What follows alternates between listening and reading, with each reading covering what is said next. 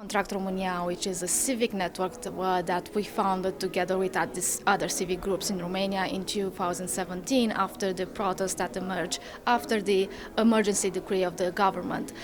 So this is a civic network that we founded, and we work together with these civic groups around the country. We are 27 civic groups, and we are working together in order to not only to build resistance when there is, fighting for the anti-corruption efforts that we want, but also that we are building new projects and we are sharing expertise across the country. The political scenery that we had during the past year made people going out in the streets and protest.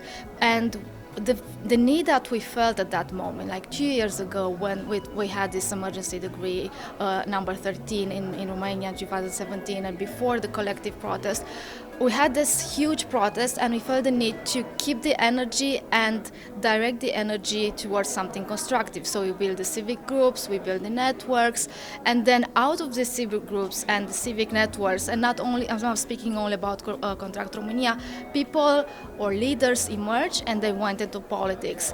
And this is one type of relationship, organic relationship, that exists now between the civic groups and the new political parties that we have in Romania. So civic groups prepared leaders in a very organic way. They stepped into political parties, and now they are leaders in those political parties.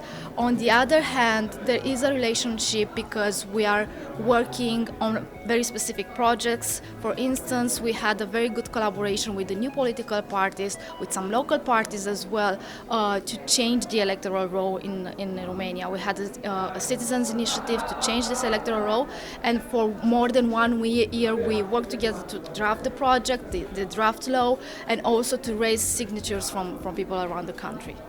This has to do with the political agenda and things that we didn't control. We as a civil society, an informal one, I'm not speaking about the formal civil society. So anti-corruption was a main topic, a very popular topic since 2012.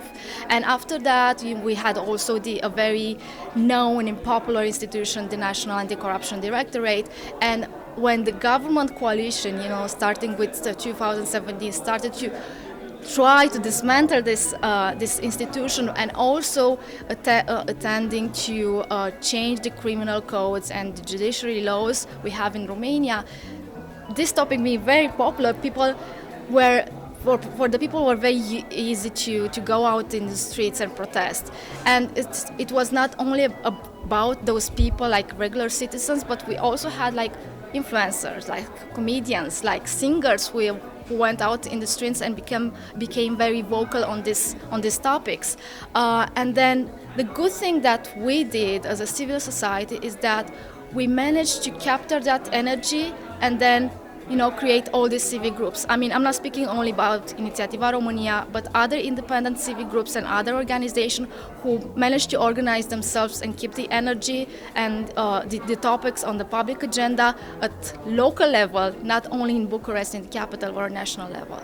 So it's a combination between protests, having the right influencers, ambassadors, people who really believed in the topic and in fighting against the corruption in Romania, and then keeping the energy and use this energy in building for the future.